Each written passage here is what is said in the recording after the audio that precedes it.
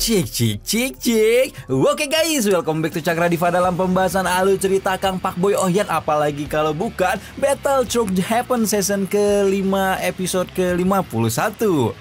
Yang artinya kalau sesuai jadwal tinggal satu episode lagi menuju tamatnya season 5 ya guys ya. Tapi tadi Cakradivah cek di web resminya itu ada preview episode 53 guys. Jadi kemungkinan nggak jadi nih kayaknya tamatnya nih.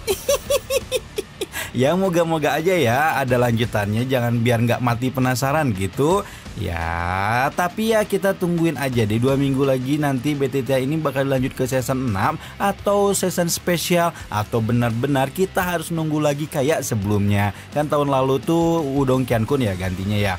Oke, kita lanjut ya.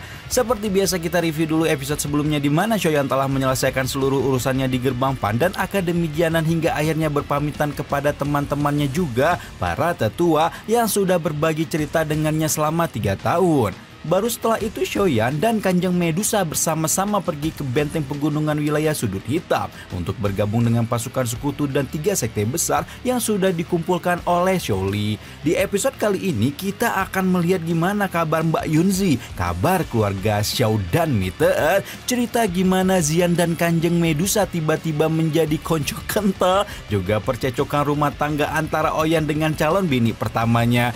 Waduh, gimana cerita selengkapnya? Banyak banget scene-nya ya. Langsung aja kita terobos. Kuy.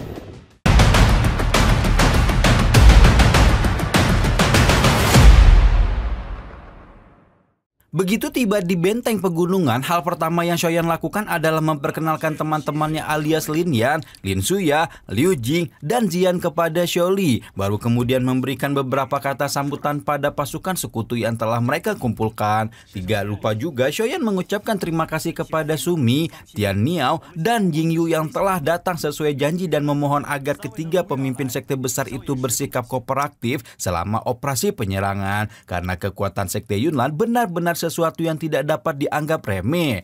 Baru setelah memastikan komitmen dari 3 sekte besar, Shoyan pun meminta kakaknya untuk segera mempersiapkan keberangkatan mereka. Deng Chuan!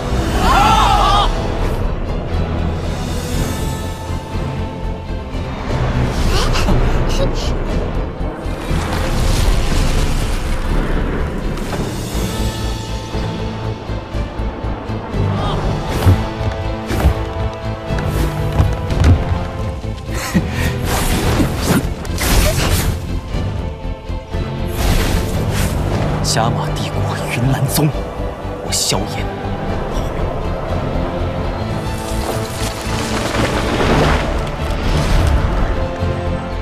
启程。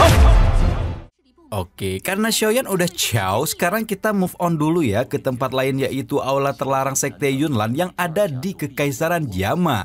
Tampak punggung indah Mbak Yunzi alias Yun Yun, sang ketua sekte Yunlan periode terbaru duduk terdiam di dalam aula sebelum sosok lain turut masuk ke dalam aula yang membuat Yun Yun auto dipenuhi perasaan dingin. Sosok ini adalah gurunya sendiri Mbah Yunsan yang telah mencopot jabatannya sebagai ketua sekte sementara waktu dan mengambil alih kepemimpinannya untuk terus melakukan operasi pembantaian kepada keluarga Xiao. Perbuatan Yunsan itu tentunya membuat Yun Yun menjadi marah karena dia tidak mengerti kenapa sekte yang selalu dia banggakan menjadi sekejam ini.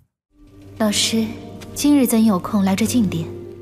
Di sisi lain, Yunsan hanya bisa menghela napas pasrah melihat tabiat muridnya yang dulu selalu patuh dan penurut sekarang menjadi begitu pembangkang setelah bertemu dengan bocah kurang asem dari keluarga Xiao beberapa tahun yang lalu. Yang lebih membuat Yunsan tidak habis pikir adalah murid kesayangannya itu tampak belum bisa melupakan Shoyan, bahkan setelah 3 tahun berlalu tanpa kabar sedikit pun dari si pemuda. Apapun itu, Yunsan datang hanya ingin mengabarkan bahwa dia akan menyerang keluarga Meteor karena dia yakin jika satu dari 3 klan besar kekaisaran itulah yang menyembunyikan keluarga Xiao. Rencana Yunsan tentu saja membuat Yun Yun terkejut luar biasa dan memperingatkan gurunya untuk segera bertaubat kalau tidak mau sekte Yunlan hancur di tangannya.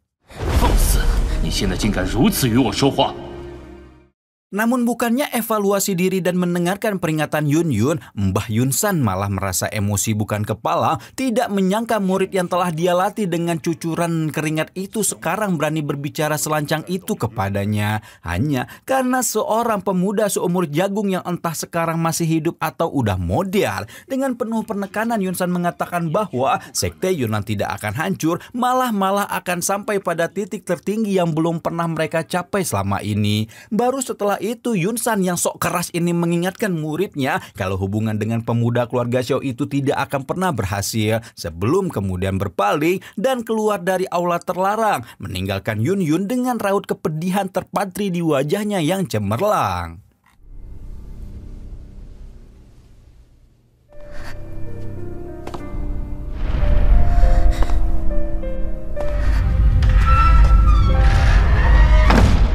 Oke, kita udah selesai nengokin Mbak Yunzi ya. Sekarang kita pergi nengokin mbak-mbak yang satu lagi, yaitu Mbak Yafe ya guys ya. Tampak raut Mbak Yafe begitu kalut dan kebingungan ketika salah satu petinggi keluarga Meteor itu memanggil Hai Bodong dan Xiaoding untuk mengabarkan tentang gerak-gerik sekte Yunlan yang semakin hari semakin meresahkan. Menurut informasi yang Yafe dapatkan, sepertinya sekte Yunlan sudah tahu jika keluarga Meteor telah melindungi keluarga Xiao, dan oleh karena itulah muncul kabar sekte awan berkabut akan segera menyerang mereka. 目前只能说很有这个可能。若非我在云岚宗安插了眼线，根本觉察不到。 Kabar ini jelas bukan sesuatu yang bagus untuk keluarga Meteor karena sekte Yunan sekarang telah berkembang menjadi kekuatan terbesar kekaisaran Jamak, sehingga mungkin saja keluarga-keluarga lain akan memilih untuk tidak berkonflik dengan sekte Yunlan demi melindungi diri mereka sendiri. Hai Bodong segera mengambil keputusan untuk meningkatkan kewaspadaan dan menyusun rencana untuk siap berperang kapan saja. Selain itu, Om Hai Bodong juga mengingatkan Xiaoding dan keluarga Xiao untuk tidak berpergian keluar sementara waktu, yang membuat tuan muda pertama keluarga Xiao itu menjadi sedih, telah membuat keluarga Meteor dalam bahaya karena melindungi mereka. 你就当这是老夫的一场豪赌吧。 Namun Hai Bodong tidak menunjukkan gestur keberatan sama sekali karena dia yakin jika Xiaoyan akan segera kembali dan menyelamatkan mereka. Xiaoding tidak dapat menahan kebanggaannya melihat Kaisar Es yang termasyhur itu begitu percaya kepada adik bungsunya. Tidak hanya Hai Bodong dan Xiaoding, Yafe pun yakin jika pemuda yang telah mengejutkan dunia beberapa tahun lalu itu pasti akan kembali sebagai sosok yang lebih kuat, jauh lebih kuat, hingga bisa menindas semua orang yang telah berbuat kejam kepadanya. Sementara itu bocah yang sedang diomongin lagi nyantui berkultivasi demi membuang waktu yang sudah sebulan berlalu sejak keberangkatannya dari wilayah sudut hitam. Begitu terbangun dari kultivasinya, Xiaoyan merasa cukup aneh karena keadaan kapal yang tampak lebih tenang dan sepi. Ternyata Zian yang biasa membuat keributan sedang keluar dengan teteh barunya alias Kanjeng Amenlusa, yang membuat Xiaoli cukup terkejut melihat sosok ratu ular yang barbar dan kejam itu tampak begitu baik dan mengayomi kepada Zian. Menurut Xiaoyan, hal itu disebabkan karena Medusa dan Zian mungkin memiliki ikatan batin. Berhubung dua perempuan barbar itu sama-sama ekor monster iblis. Nah, sekarang kita tengokin yuk dua ciwi barbar yang lagi digibahin sama Xiao bersaudara itu lagi ngapain. 别打他这些赃物的主意，就把他们藏到这个荒山野里。不过却是个贪婪的家伙，最大的爱好就。 Dapat kita lihat jika Zian dan Medusa memang benar-benar akrab, bahkan Zian membagikan informasi tentang gua harta karun berisi barang-barang hasil curian dan jarahan seorang ketua sekte yang sangat serakah. Karena takut barang-barang curiannya balik dicuri oleh orang lain, ketua sekte serakah itu pun menyembunyikannya di sebuah hutan dan memerintahkan seekor monster iblis peringkat 6 berwujud kucing besar untuk menjaganya. Menurut Medusa, tidak sulit mengusir monster peringkat 6 itu jika memang Zian menginginkan harta karunnya. Namun Xiaoyan telah memperingatkan mereka untuk tidak membuat keributan dan tidak akan mau bocah kurang asam itu mengomel lagi kepadanya. Untuk menghindari omelan Xiaoyan, Zian udah kepikiran sebuah ide yang cukup bagus dan langsung membisikkan ide tersebut kepada Medusa yang kira-kira berbunyi iya gitu. Canda ya guys ya. Jadi ide Zian adalah dia akan mengalihkan perhatian si kucing besar yang kita sebut aja Garong. Dan Medusa bisa memanfaatkan waktu itu untuk membobol goa kemudian mengambil semua harta curian yang ada di dalamnya. Nah, berhubung rencana telah disusun dan baik Medusa maupun Zian udah sama-sama paham dengan tugas masing-masing, maka operasi pencurian barang curian telah dua ciwi barbar itu pun dimulai.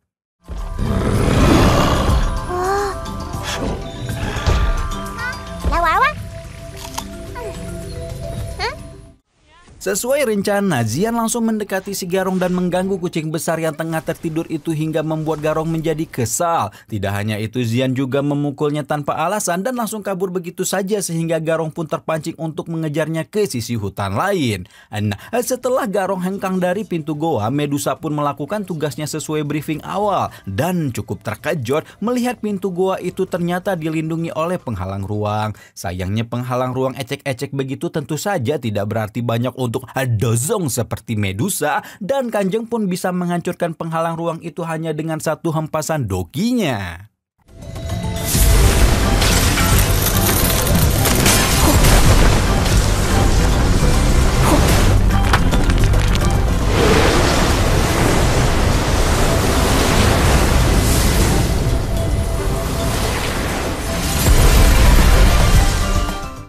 Sekarang kita ikutin Zian yang lagi mengalihkan perhatian si Garong dan membawa kucing besar itu terus menjauh dari goa harta karun yang seharusnya dia jaga.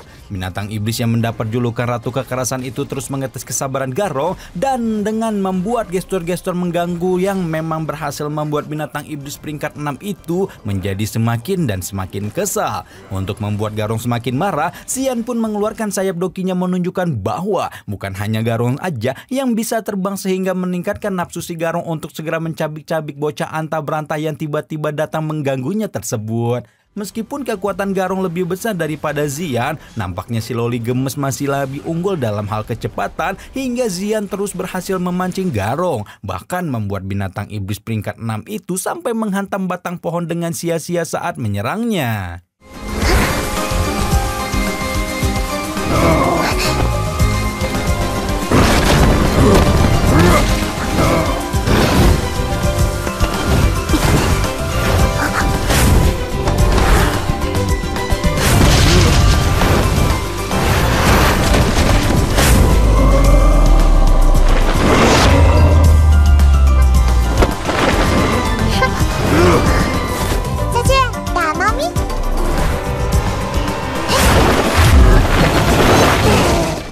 Dipermainkan sedemikian rupa oleh Zian membuat Garong benar-benar emosi setengah hidup dan akhirnya mulai bertaruh dengan serius melepaskan semburan api iblisnya hingga memenuhi hutan dan membuat Zian mulai kelimpungan untuk menyelamatkan diri. Nah, kalau kalian ingat, Zian ini takut sama segala jenis api ya guys ya. Kayak pas pertama kali dia bertemu dengan Shoyan. Masih inget kan? Karena itulah Zian berpikir bahwa Garong memang berniat untuk menghabisi nyawanya dan hal itu mau tidak mau membuat ketakutannya naik ke ubun-ubun hingga Zian berteriak dengan seluruh tenaganya berharap Teteh Medusa datang menyelamatkannya.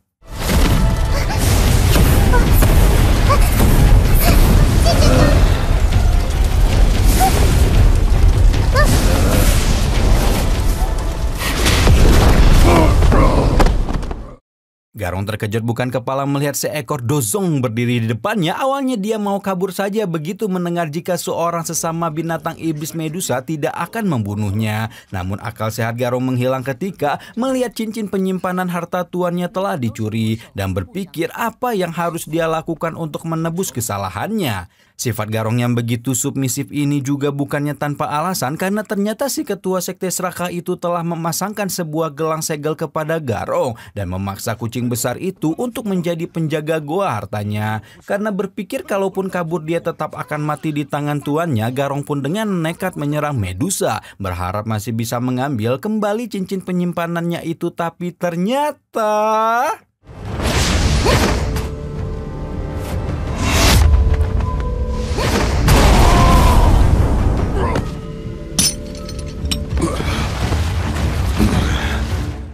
Tapi ternyata bukannya menghabisi nyawa si Garong, Tante Medusa justru menyerang cincin segel dan melepaskannya sehingga sekarang Garong pun menjadi seekor binatang iblis yang bebas. Garong benar-benar tidak menyangka jika dia akan bebas dan segera mengucapkan terima kasih kepada Medusa yang telah berbaik hati membebaskannya sebelum terbang menjauh dan meninggalkan goa yang sudah menguncinya bertahun-tahun. Setelah kepergian Garong, Xian dan Medusa pun terlibat penggibahan tentang Shoyan yang pada intinya Xian bingung melihat teteh Medusa ini tampak begitu dan membenci dan tidak percaya kepada Shoyan. Padahal menurutnya Shoyan adalah seseorang yang baik. Xian nggak tahu aja nih urusan di magma ya guys ya. 姐姐怎么不相信萧炎呢？我觉得他人很好啊。那家伙答应的事，谁知道几时呢？ Namun tampaknya Medusa tidak mau membicarakan Shoyan lebih lama dan mengajak Xian untuk segera kembali ke kapal terbang. Begitu kembali ke kapal terbang, Xian dengan bangga memperhatikan bahan-bahan obat berharga yang berhasil dia curi dari goa harta karun ketua sekte Seraka. Shoyan hanya bisa terherman-herman melihat Xian membawa pulang bahan-bahan obat yang begitu berharga sebelum meledak dalam kemarahan setelah mendengar dari mana Xian mendapatkan bahan-bahan obat tersebut. Tanpa pikir panjang, Shoyan langsung mengomeli Medusa mempertanyakan kenapa si tante mengajak Xian ngebegal orang. Calon pasutri itu pun terlibat percecokan rumah tangga lagi yang berakhir pada kekesalan Medusa dan perintah Shoyan untuk mempercepat laju kapal terbang demi menghindari keributan. 二哥，我们加快速度吧。姐姐，别生气了。你们以后没我允许，不准离开。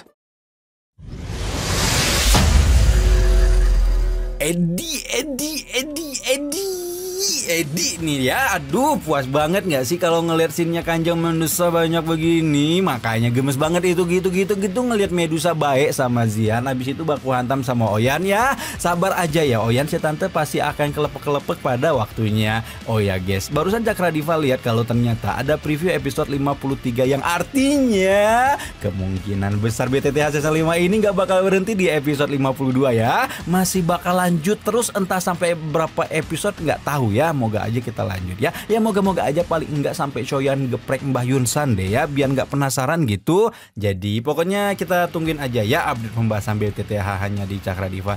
Karena Cakradiva lihat banyak yang minta spoiler, nanti Cakradiva bikin ya guys ya. Spoiler episode 53 ya, 53. Oke.